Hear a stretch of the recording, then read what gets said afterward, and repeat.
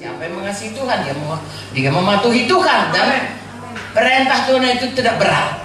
Itulah kata firman Tuhan. Jadi kita mulai mengasihi Tuhan dengan mematuhi semua apa yang diperintahkannya.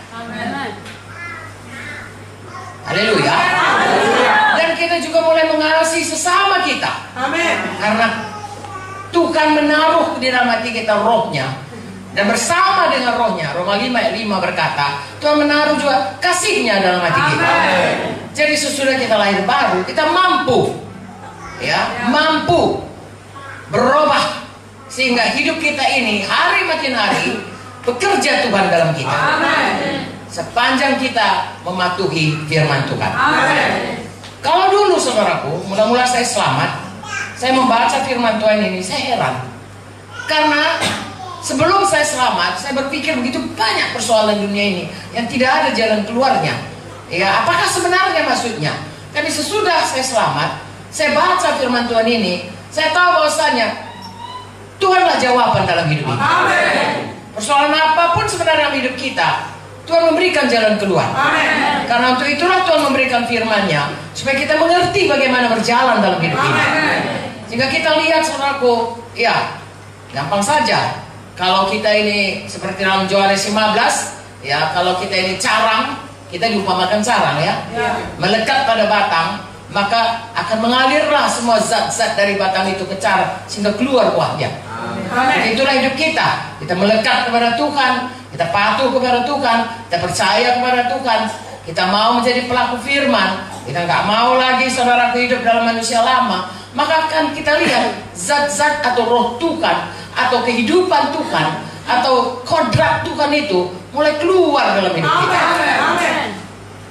Sebabnya saudaraku di Antioch selama 1 tahun dimuridkan, dalam Kisah Rasul 11 ayat 26 saya kira dikatakan, disitulah orang mula-mula disebut Kristen.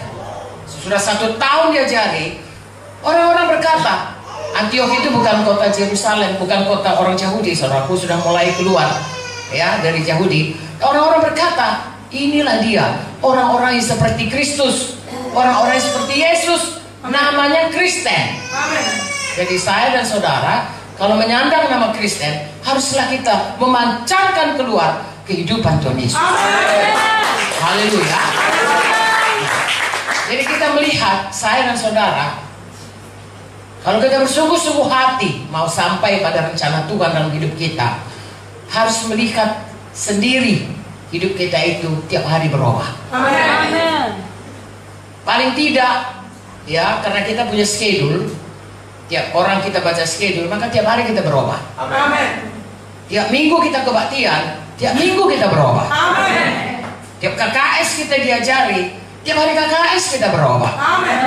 Jadi kita akan melihat hidup kita itu yang tadinya saudaraku sangat-sangat duniawi berubah menjadi rohani. Sangat-sangat egois mulai mengasihi orang lain. Yang sangat mengandalkan diri sendiri mulai bergantung kepada Tuhan. Begitulah hidup kita itu, sehingga kita bisa menjadi garam, bisa menjadi terang dalam dunia ini. Haleluya. Karena Tuhan saudaraku sekarang sudah di sorga. Kalau kita berkata kepada orang baca Alkitab, dia tidak bisa baca Alkitab, tidak mau baca Alkitab, dan sulit kalau kita katakan kau mau kenal Tuhan, baca kaulah ini, sulit. Tetapi hidup kita bicara lebih kuat daripada perkataan kita. Jadi kalau kita semua berubah seperti orang yang di Antioch itu, berubah hidupnya, dan orang melihat dan nama Tuhan dipermuliakan. Firman Tuhan berkata, kalau Yesus ditinggikan, dia akan menarik orang datang kepadanya. Saudara akan menjadi saksi yang berkuasa. Haleluya. Nah, itulah yang pertama. Tentunya ini dipelajari. Ini saya ngomong ini kira-kira 15 menit begitu ya. Tapi prakteknya seumur hidup, saudara. Dan tidak bisa dengan kekuatan sendiri. Sebabnya diberikan Tuhan Roh Kudus kepada kita. Roh Kudus memampukan kita untuk mematikan semua. Roma 8 ayat 13 berkata, dengan roh itu kita mematikan semua kehendak daging kita, sehingga kita bisa dipimpin oleh Roh Kudus dan mengeluarkan buah Roh Kudus. Ya, saya dan saudara tiap-tiap hari Lukas 9:23 berkata harus menyangkal diri, mengangkat salib, mengikut Yesus setiap minggu. Amin. Oh, saudara masih bangun. Setiap hari. Amin. Ya. Jadi itu saudaraku bukan pekerjaan mudah. Pertama karena kita punya kehendak daging. Ya kan lebih enak jadi orang duniawi daripada kepada daging ini. Jadi orang rohani. Ya misalnya lah, kalau orang mengatakan yang jahat mengenai kita, kepingin sekali kita membalasnya. Ya lebih enak, lebih mudah dan lebih puas rasanya kalau kita balas lagi dengan membalaslah. Ya, tetapi Tuhan berkata, saudaraku harus mengampuni. Itu harus menyangkal diri. Amin. Ya, begitulah manusia lama kita berbeda. Mungkin saudara tidak pemarah, ya, tetapi saudara mungkin suka bohong. Coba saudara, penyelidikan di dalam gereja mengatakan 90% orang Kristen masih bohong, termasuk pendeta. Itu bukan kabar baik, tapi itu bisa berubah. Semua kita berubah. Kalau kita baca buku Wahyu yang masuk ke Yerusalem baru, nggak boleh orang yang cinta dusta.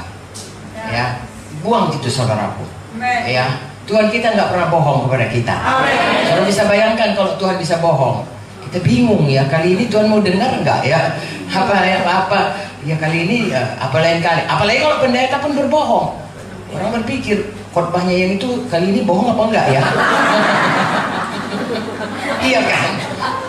Jangan bohong saudara.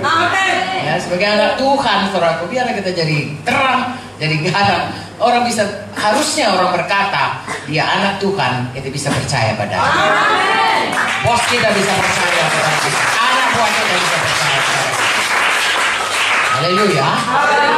Jadi saudaraku, seperti saya katakan tadi, ini perjuangan kita semua hidup. Kabar baiknya ada Roh Kudus menolong kita. Kabar baiknya yang paling baik, kalaupun kita berdosa, kita bertobat, kita minta ampun darah Yesus menyucikan semua. Kita maju terus kepada hidup yang lebih kudus, berjalan dalam kebenaran.